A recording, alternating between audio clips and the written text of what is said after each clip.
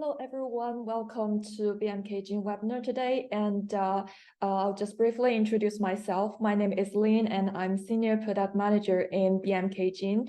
So basically, today's topic is mainly on microbiology-related studies. And also here, we would like to share our experience as a sequencing service provider, what we have learned about using different sequencing technologies in resolving these microbial communities and etc.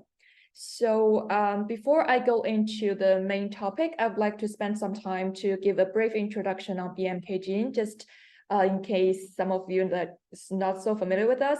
So we are biomarker technologies, and we also call ourselves BMKGENE. And basically, we are sequencing service providers located in China, Germany, and also we have some other branches all over the world. So what we are trying to do here is to make use of these cutting-edge sequencing platforms to solve the research questions from genomics, transcriptomics, single-cell omics, metagenomics, and etc. And to do this, we are equipped with a very cutting-edge biomolecular laboratory, and our main biolab is located in China with over 20,000 square feet in place. And we also have our extra biolab in Münster, Germany, and it's becoming in function since last year. And the thing that I would like to highlight here is that for most of the service that we provide in BMKGENE, we are applying this BL1000 fully automated intelligent sequencing center control system, which means that we are trying to do this automatic sample handling from sample quality control, library preparation, and library pooling, where we are ending up with the ready-to-sequence libraries. So this is all manually free. That helps us to keep more standard procedures to have more stable data output and quality and etc. So all the procedures that we are processing in our lab is mainly under very strict SOPs and or standardized pipelines that we put on the automation system. And alternatively, what we also open is for this more flexible experimental design that help our service to fulfill more diverse research goals. So this is the main information about our biolab. And in terms of our high throughput sequencing platform, which is also the core of our services, BMKGENE has been actively engaged in the development of the applications of different sequencing platforms, including Illumina, PacBio, Nanopore, and also DNB-seq, and the recently very hot topic one, the single-cell related instrument like 10x, Chromium, and etc. And also we have our own developed spatial transcriptome slide. We name it BMK Menu S1000. So as you can see that we are kind of keeping the pace with the latest updated version of the platform, and we are very happy to welcome our new members as well. So this year we have this new member from PacBio Rival system that launched in our lab, and also the new member from Illumina NovaSeq X. So in terms of our entire service scope, we divided or categorized our services according to their main applications, including plant and animal genomics, transcriptomics, and epigenetics, and also the main topic today about the microbial genomics and human genetics and single-cell omics related services. Besides that, we also have this BMK Cloud system that help our customers to do more customized and more easy handling of the sequencing data. So back to our topic today. I would like to start with the first microbial community that has been reported or discovered in 1676, where it was kind of the first observed in a raindrop, where people start to realize there is a complex community that is existing in our environment, and they're so complex and they're so biologically active. So that's why it's kind of giving us a lot of biological potential, but it's really difficult for us to know what are they and what they can do and what they're really doing. So for example, for now, what we are familiar with is the microbial organisms or microbial communities that exist in, for example, in human. We know this kind of mystery now, but it really influencing our digestion, immune system, mental health, and also influencing the metabolic pathways in, for example, drug metabolisms or even food metabolisms and etc. And in the other aspect, in terms of the environmental microbial communities, it's also acting really actively, like influencing the ecosystem, the nutrient cycling, and also there are very hot topics on the microbiome influence on the, for example, wastewater treatment and etc. And in agricultural related microbial communities, obviously it's quite important as well, especially those communities in the soil, or those ones that may influence the plant health or disease resistance, or if the community in the soil are kind of influenced by different farming practices and etc. So there are so many things that we want to know about microbial community, and we want to know what they can influence our real life. So so far, what we can do on resolving this microbial community, I have listed some of the technology or some of the strategies here. So now more and more people is kind of trying to forget about the culturomics-based one, which means that we manually culture or isolate single bacteria from mixture of samples or mixture of species, and then try to get the genomic information from one single isolate. This is still a very efficient way to get a very solid genomic information of a single species that we isolated from environment.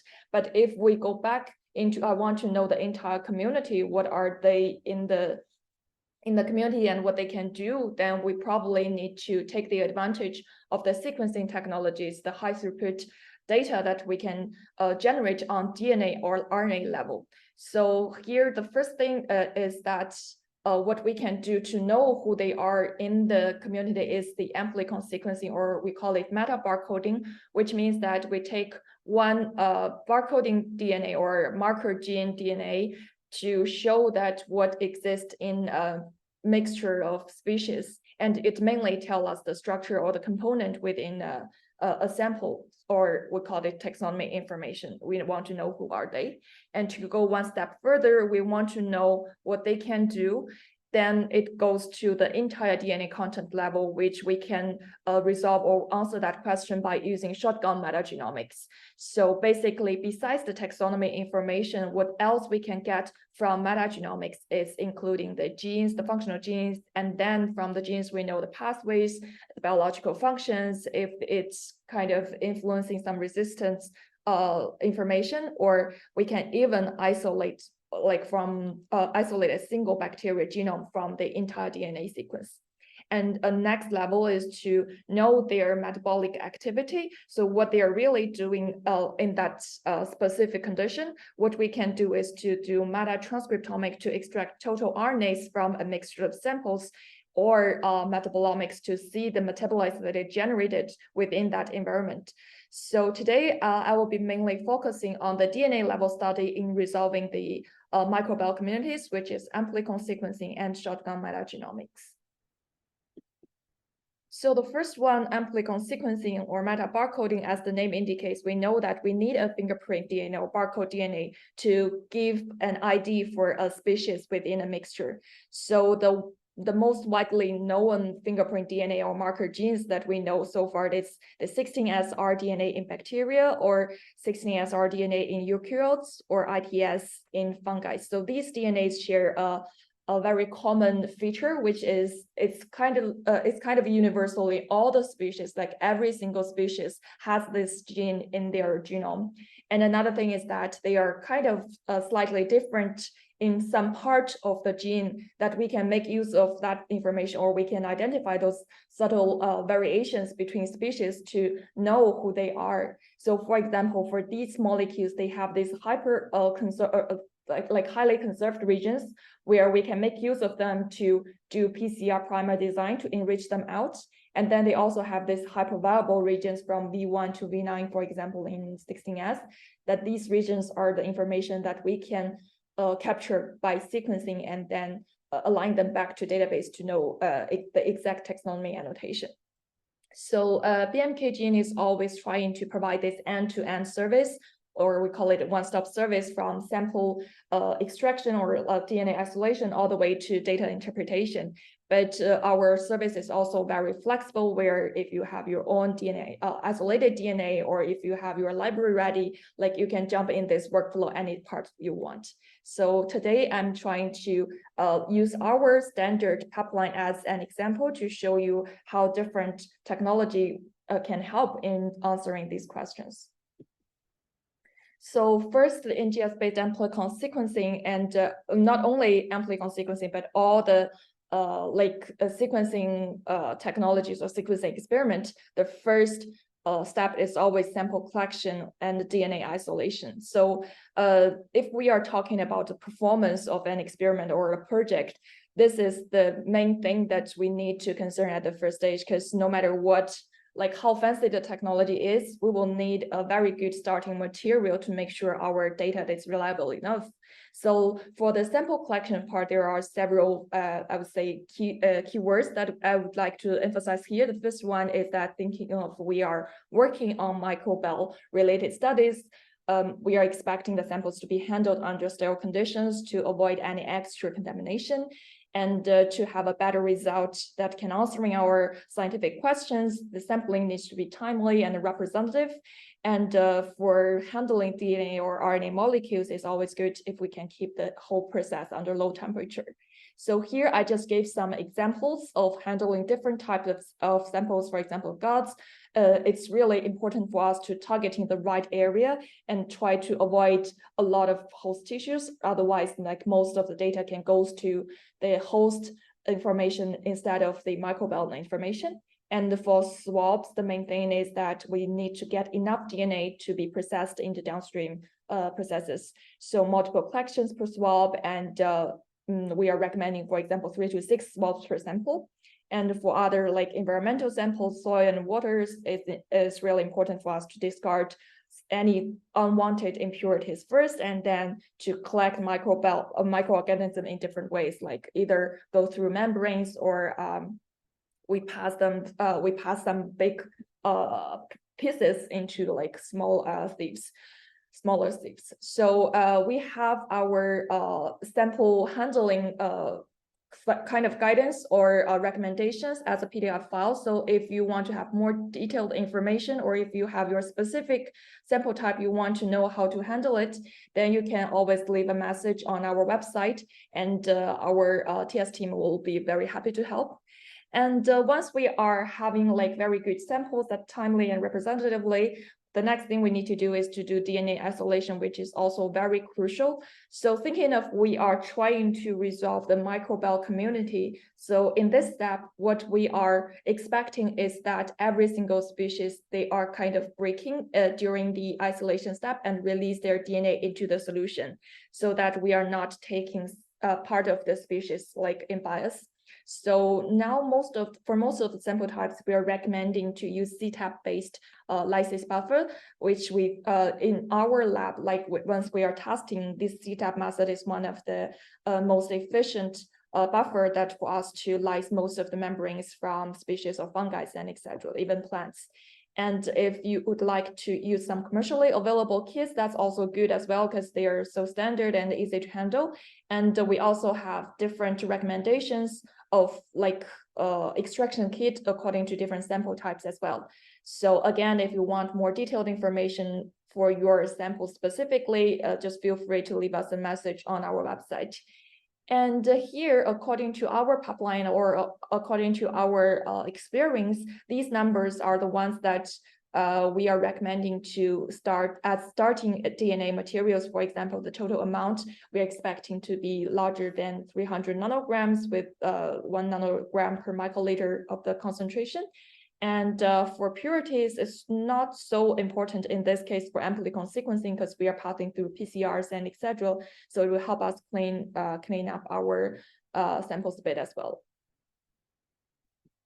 So the next step for the PCR enrichment, before we do the real experiment, another very important thing here is to know which part we are targeting. Although I have listed 16S, 18S, and 90S as some marker genes, but actually due to the limitation of NGS sequencing, the read length is mainly like, for example, 150 base pairs and 150 base pairs in pair and read, or 250, so which gives us certain limitation on the length that we can choose.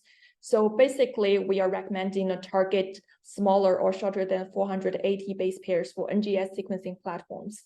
So in this case, we cannot take the entire length of 16S gene. We need to pick certain regions that can resolve the sample best. So the most commonly used bacterial region is V3 plus V4 region, where according to the literature, we know that V3 region normally gives the highest richness and diversity. And in some of the studies, they show that V1 and V2 gives the highest resolving power, but actually the performance of V1 to V2 is kind of poor in some of the films. So this happens to different regions as well, like for example, V4, V5, or V7, V9. So according to your main research interest and according to the specific direction that we are working on, maybe we need to do a bit of search within the literature to know which is the best region that we are targeting. And if we're just generally targeting on the entire community, then for bacteria here, we are still recommending to go for V3 plus V4 region. And it's the same for eukaryotes and fungal. Like if you want to have a better result, then it's really important at the very beginning, we know where we are targeting. So once we know our target sequence, the next step is to do the PCR enrichment, which means that we design the primers according to the target. And then the first round of PCR will be mainly enrich the target fragments from the total DNAs that we isolated from our samples. And then once we have this part, we will have another round of PCR where it can help us to ligate the sequencing adapters with to the templates or to the target sequences that we get from the first PCR reaction. So here, this green part and the red part is the main component within the structured library. So once the libraries are ready, we'll load them onto the sequencer and generate raw data. And in our services, we are mainly using pair and 250 base pairs as read length. So after we generate raw data, the first thing is always quality control, where we remove the low quality reads, and then we'll do the read assembly, like the two reads, read 1 and read 2, need to be assembled without any gap in between, because we need every single base, the information of every single base of this amplicon. And then we will do a data filtration to filter out those ones that cannot be assembled, or those ones that we recognize as chimerics. So once these reads are generated into text, like assembled text, the next thing is to do the OTU clustering, which means that we will need to identify like which reads are coming from one OTU unit. So according to the previous or the typical theory that the sequences or the amplicons sharing, for example, larger than 95% of the identity, they are more likely to coming from one genus, and those ones that sharing around 97 or larger than 97% identity, they're more likely to be coming from one single species. So this is also the threshold that we are setting to clustering the OTUs. So we will cluster the similar text into OTUs and give a featured list. And this list can be used as the sequence information we can search across the database to know the exact species taxonomy information. So after we get the features and know their relative abundance within a sample, the next thing what we can do is to do taxonomy information and know their distribution, like this histogram showed. And also according to the evolutionary information between different species, we can generate this phylogenetic trees according to the information we get from the annotation, and to analyze within samples to see how diversity or the microbial diversity within a sample. We can do alpha diversity analysis within one sample like shown here, and we can also do compare different samples among each other, like to do beta diversity to show according to their components, like different species and their relative abundance, we know which samples are more similar in terms of the components to the compared to the others. And the next level of analysis that we can do is to do the differential analysis to compare different groups of samples to see which are significantly different. And also we can identify the key component that contribute most to the difference between groups to groups. So this is a very typical way to run our Amplicon sequencing data from like raw data to get all these biological interpretations of the microbial community.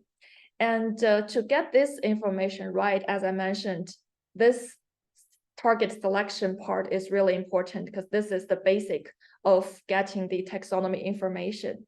And here is a study on evaluating as using 16S rDNA gene as an example to evaluating different regions and their annotation efficiency at like different levels, like species or strain levels and etc. So what they do in this paper is that they take, they did an in silico experiment. They take all the sequences within the database and then to extract the sequences were in different regions like V1, V2 or V1, V3.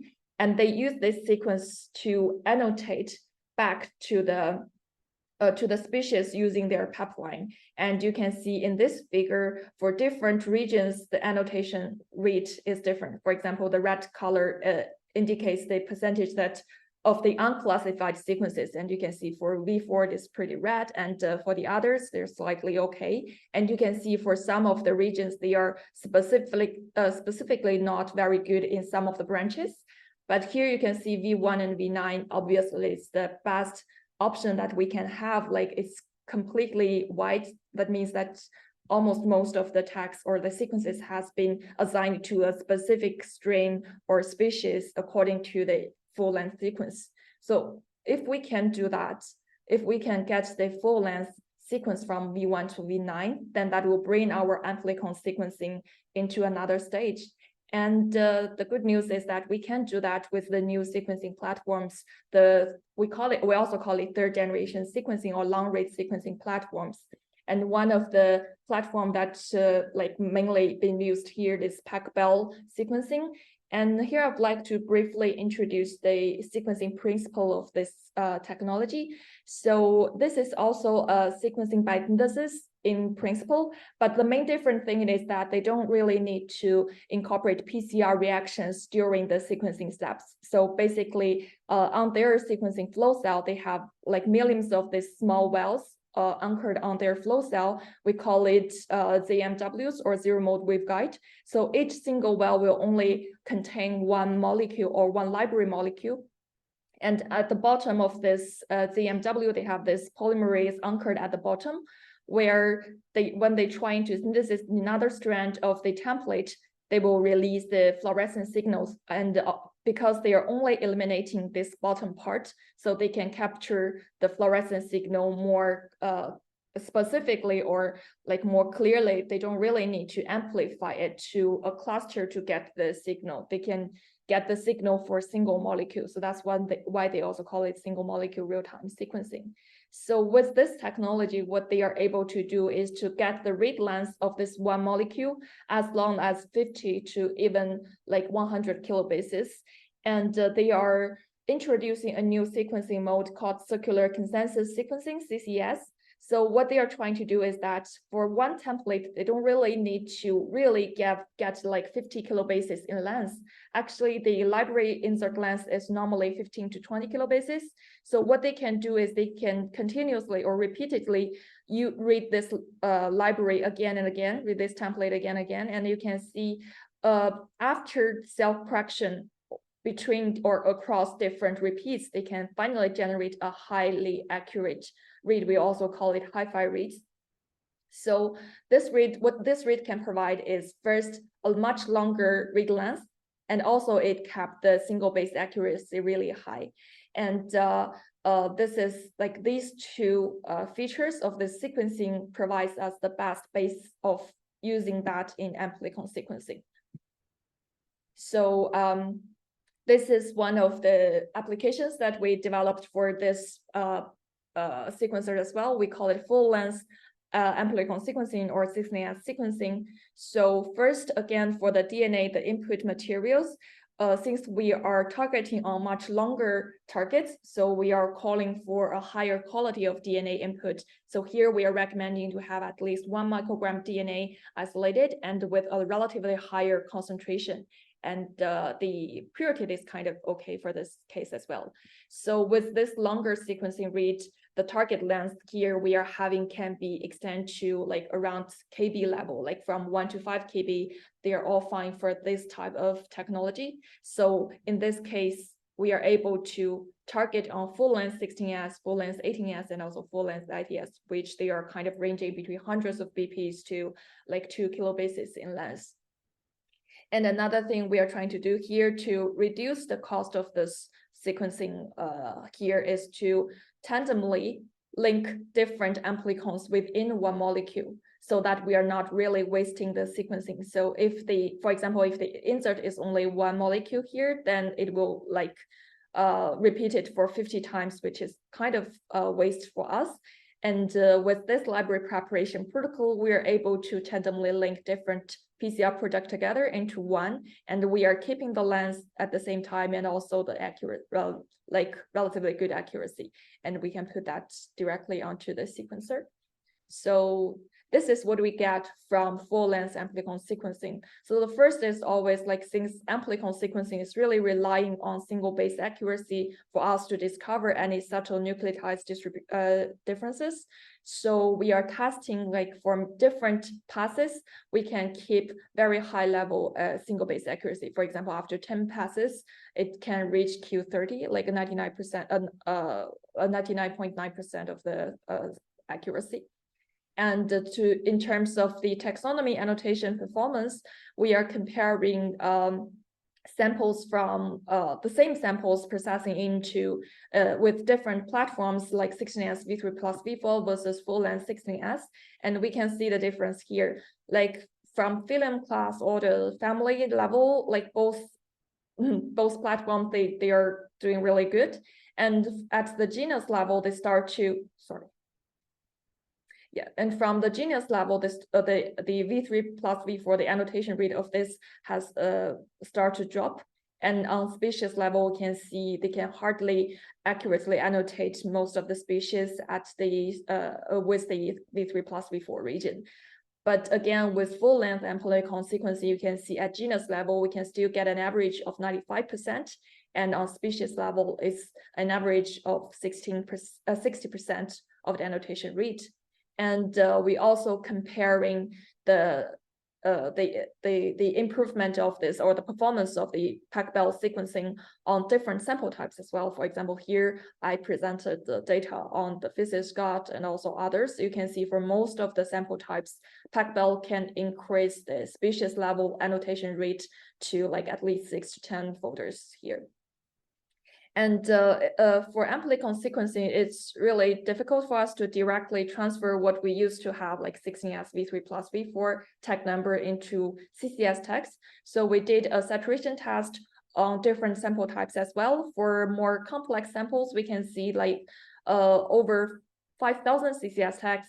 Most of the like highly abundant or those abundant species, most of them can be discovered at 5,000 CCS tags.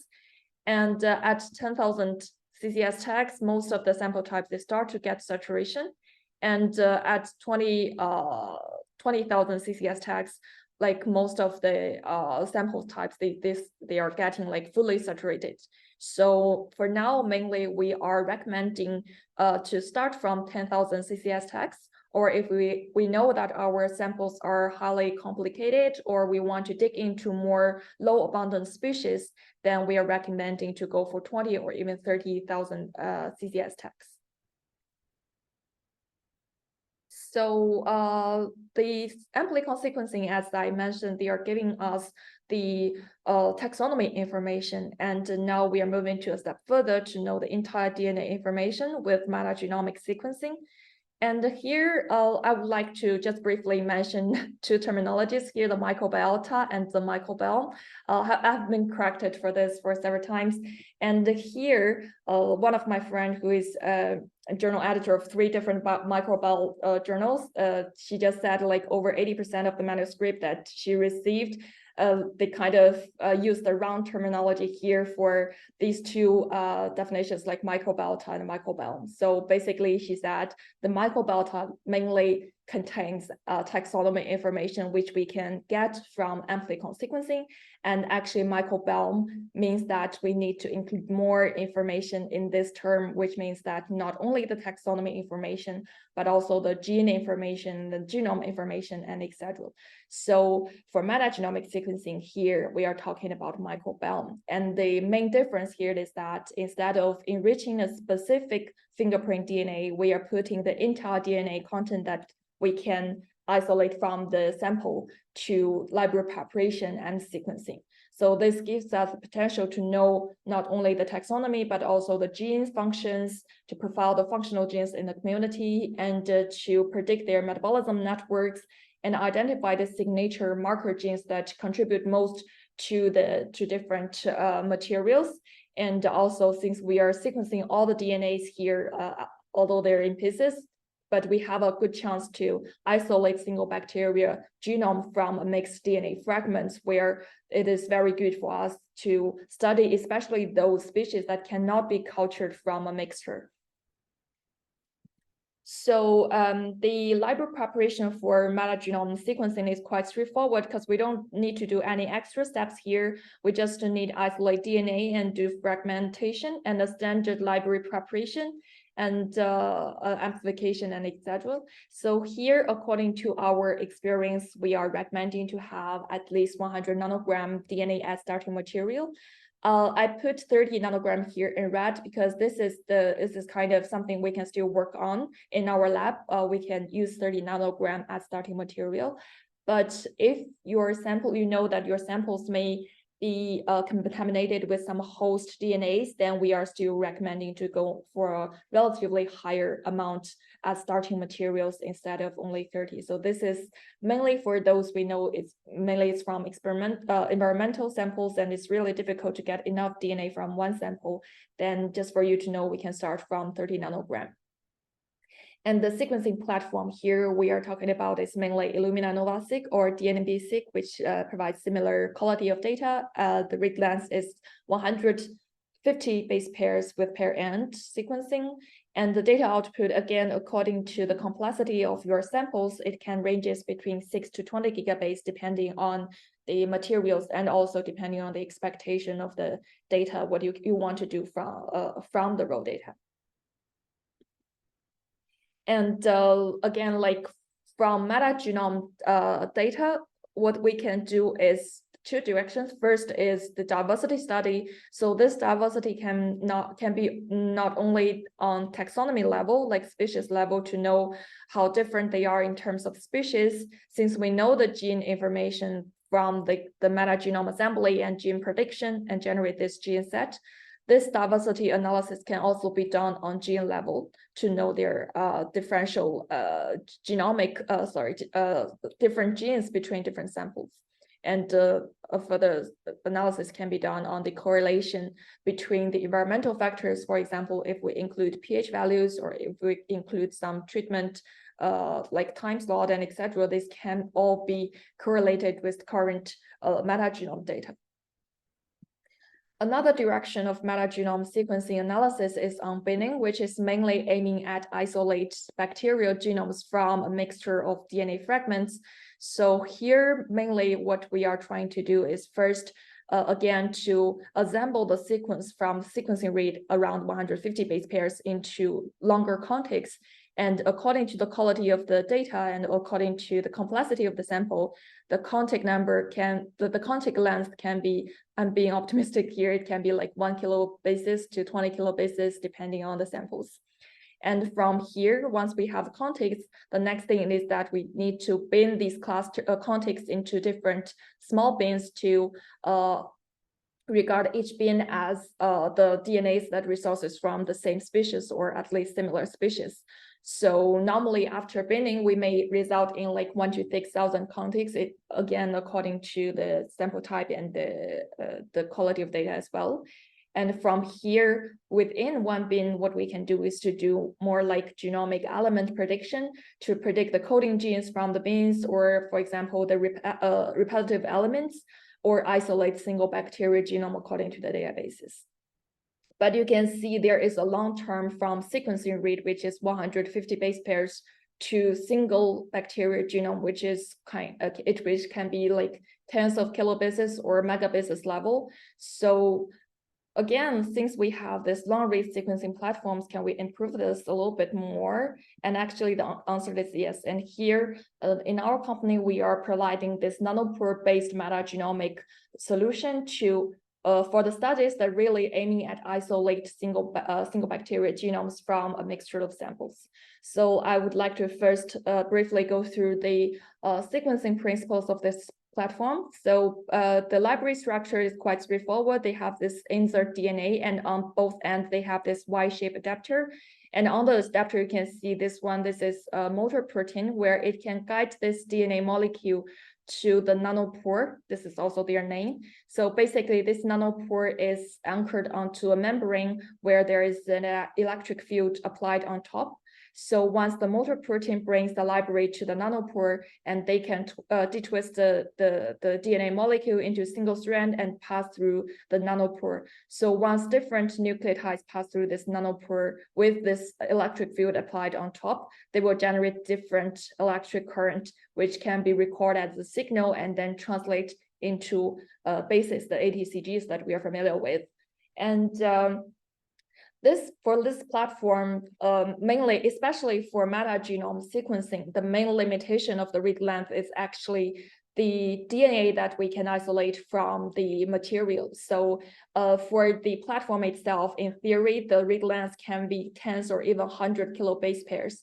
But like normally especially for some environmental samples, it's really difficult to get that good quality or high quality DNA isolated out from there. So I would say like the main limitation here is really the DNA quality that we can get. And for most of the studies that we have done so far, the read length on nanopore ranges between say 8 kilobases to 20 kilobases, depending on different sample types. But one of the concerns here is that for nanopore sequencing, the single base accuracy is not as good as Illumina sequencing or CCS sequencing, as I mentioned on PacBio. So the average quality scored is around Q8 to Q10. And also, like besides these random errors, it may also include some systematic errors where they may insert or they may have some inserts or deletions during the sequencing as well. So only nanopore sequencing data is not enough for us to have a very good resolve of the entire DNA content. So in this case, what we designed is to make use of the accuracy of the short read and at the same time make use of the long read from nanopore. And combining these two data, we're able to generate a really high level single bacteria level genome. So again, back from the starting materials, what we recommend to have as starting material for nanopore sequencing is at least 1.5 microgram per sample, because here you can see we're not really incorporating too many PCRs. So the original molecule, if it is in good quality or a good amount, we'll fragment that and directly generate libraries from there. And also with relatively good concentration. And here we are calling for a better purity of the samples, because it may influence the library preparation steps in this nanopore library preparation, because as I mentioned, there are very limited PCR reactions included in the steps. So in terms of the data output, normally we start from 6 gigabase nanopore data with same amount of Illumina data, or if we know that our sample is very complex, or I want to have a higher resolution of or I want to have more single bacteria genome isolated from there, then we can increase the package from 6 to 10 or even 20. And I'd like to show some of our statistics on using different platforms in resolving this binning analysis. So you can see maybe this bar graph is more obvious. So with Illumina data or with TGS data on the same sample, we can see that the contact number generated from Illumina data is much, much higher than the Illumina data, the nanopore data after we do the assembly. And you can see on the contrary, the contact length, actually here we managed to increase it for like at least 5-folds by using nanopore data comparing to Illumina. And also with longer sequencing rate, it will be relatively easier for us to cover or to resolve the very complex region of the genome. For example, those repetitive regions that it may messed up during with those short reads. But for that one, since we have one single read to know every single part, then we are able to do a more clear isolation of this DNA information. And I would like to share one of our successful cases on using nanopore sequencing on metagenomics here. And it's published in 2022, last year. And what they are trying to do in this paper is to really isolate high quality genome, bacterial genomes from human gut microbiome to build a database for human gut microbiome. So in this study, they are taking advantage of another project actually where they have people that daily taking this probiotic yogurts for different time points, and they pick 60 Mongolians at 3 different time points, 0 and 7, 28 days. So in total, they are using like 180 samples to profile these human gut microbiome. So during the sequencing part, what they choose to have is to perform the sequencing on Promoth IMP48, which is the latest nanopore platform, and using Illumina HiSeq as short reads. So for nanopore part, they generate an average of around 25 gigabase per sample, and they generate in total 3.7 terabases. And for short read, they generate a little bit more than the nanopore, which is over 100 gigabase per sample. So from the sequencing data, we can see that the read length N50 is around 8 kilobases, and with average read quality of Q95. So what they do first is to do data quality control to filter out those short reads and also those really low quality reads. And then the next step they do is to do a long read assembly. And once they have this very rough assembly of all the nanopore long reads, the next thing is that they want to have a more polished or more accurate assembly. So they do assembly polish with this short reads using this next polish software. And then also they are trying to identify the chimerisks from the polished assemblies using this check-in software. And for those ones, they are either removing the chimerisks or they are trying to repolish it to make it a real assembly from here. So after the assembly, what they get is that the main assembly in 50 is 278 kilobases. So here they are counting the assemblies they get larger than 10 kilobases, which also takes up to 98% of all the assemblies that they result in. And the total resembled length is 314 megabases with context number between 8 to 74 contexts per sample, depending on the complexity. And also you can see like 8 contexts per sample. That means probably they only have 8 of them like resolved from the samples.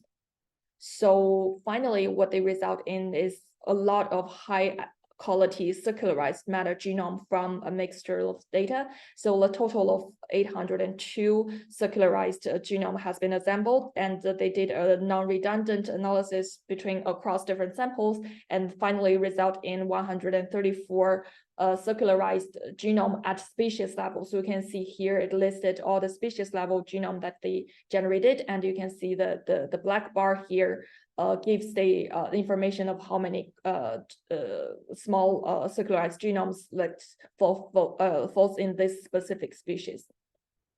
And another very exciting thing is that among the 134 genomes that they get, most of them, like 131 of them, are previously unreported circularized complete human-specific representative genomes. So most of them, they are very new to us.